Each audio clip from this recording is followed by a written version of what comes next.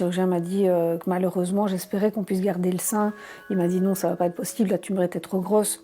Il faut enlever, il faut enlever. Cette réflexion, il m'a fallu une semaine et j'ai pris la décision d'enlever les deux. Bonjour tout le monde, c'est Ralph Agram et aujourd'hui on va à la rencontre de Delphine, mademoiselle Luna, qui vient d'avoir sa dernière chimio pour son cancer du sein triple négatif. On va faire plein de photos, ça va être génial. A tout de suite. Coucou Delphine, c'est pour les photos.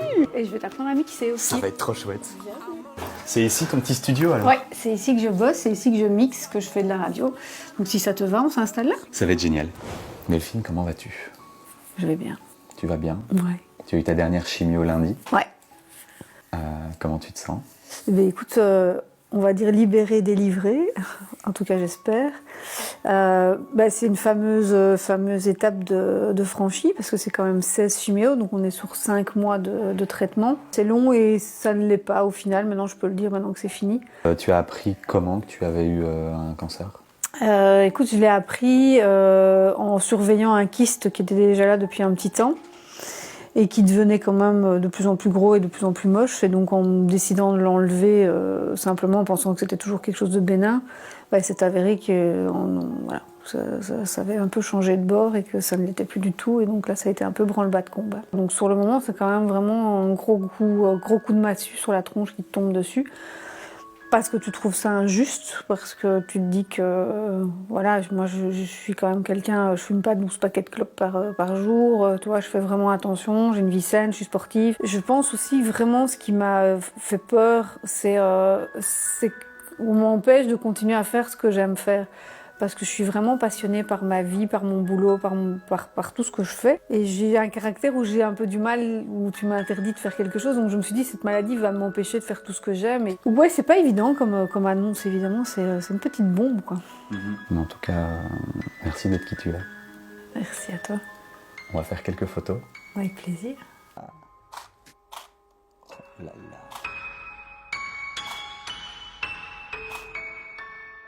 C'est justement, les chimiothérapies, ça nous transforme, entre guillemets. Comment tu as vécu cette étape? Alors je t'avoue qu'il y a eu 2 jours vraiment de grosse angoisse. Je me suis vraiment fait des crises d'angoisse. Je suis pas quelqu'un d'angoissé à la base, j'arrive à vite relativiser, mais là c'est quand même quelque chose. Et puis c'était injustice en disant mais merde, pourquoi moi quoi? C'est pas juste.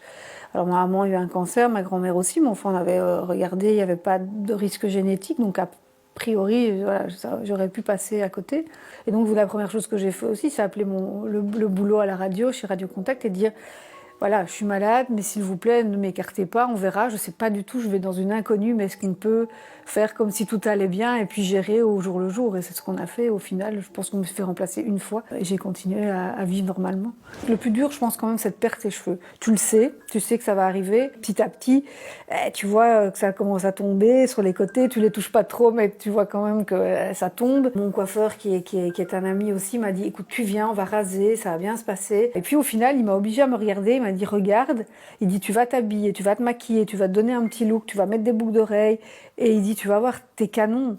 Il m'a fallu 2-3 jours et au final je me dis bah oui ça va, ça le fait quoi. Et on a remis un peu la perruque et en fait tu sais quoi, le kiff total, c'est prendre sa douche sans cheveux. C'est incroyable. T'as l'eau qui coule comme ça sur ton crâne, ça te fait des massages. Et alors pour sécher tes cheveux, t'es là, hop, ça prend 3 secondes, pas de brushing, Et en fait c'est super pratique. Donc j'ai trouvé une parade et j'ai trouvé une manière de finalement me dire, bah en fait non, t'es canon sans cheveux quoi.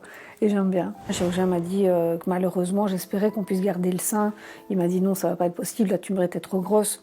Il faut enlever le sein complètement. De cette réflexion, il m'a fallu une semaine et j'ai pris la décision d'enlever les deux. Par esthétisme, pour pas comparer et mettre derrière moi en fait ce qui était avant, pour avoir les deux mêmes, et puis par risque aussi de récidive. Donc je suis stressée de cette opération. Je ne veux pas dire que je ne suis pas stressée. C'est 5 heures d'opération, c'est quelque chose d'assez lourd. Le corps, les globules blancs, les globules rouges, t'es pas à 100%. Donc je sais que je vais avoir mal, je sais que ça va être douloureux, mais voilà, je vais le vivre de la manière la plus positive possible et ça va bien se passer.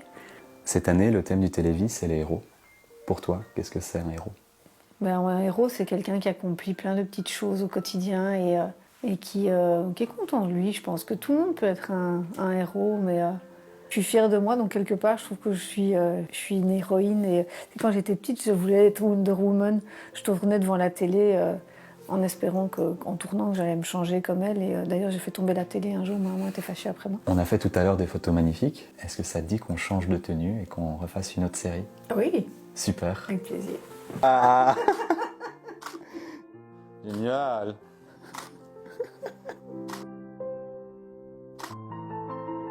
Est-ce que la musique t'a aidé pendant la maladie? La musique, c'est ma vie. Alors, quand j'ai accepté à un moment de me dire « Ok, je suis malade, il faut y aller, il faut faire les traitements et tout », mais je vous préviens, vous ne m'enlèverez pas. Vous m'enlèverez pas la musique, vous ne m'enlèverez pas mon métier. Et c'était inconcevable qu'on m'enlève ça et que je ne puisse plus le faire. Et d'ailleurs, j'ai tout ici à la maison. Donc au cas où il y avait le plan B, tu enregistres de la maison, tu prépares tes émissions de chez toi. Mais j'en ai besoin vraiment. J'ai continué à écouter de la musique tout le temps.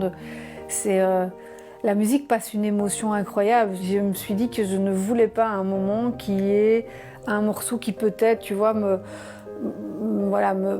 refasse penser, de ne pas associer en fait un son ou une image ou quelque chose à cette période-là. Je ne veux pas qu'il y ait un morceau en particulier qui me rappelle cette période. Tu m'as promis un atelier platine. Est-ce qu'on n'installerait pas le setup? Mais avec plaisir, je vais te faire devenir le plus grand DJ de Belgique. Il faut me trouver un nom. DJ... On va réfléchir.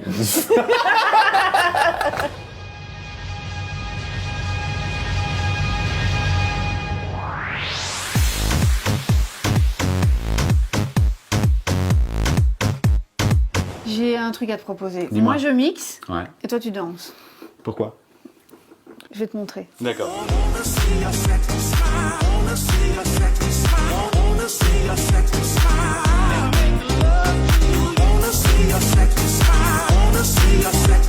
Delphine, on va passer aux choses sérieuses et on va faire ton portrait de héros.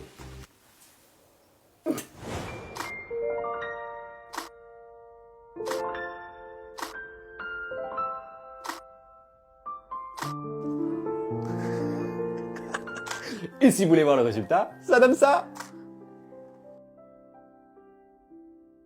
Bon, Ralph, c'est terminé, mais par contre, le combat continue et pour faire un don, C'est sur télévie.be. télévie.be. Faites des dons.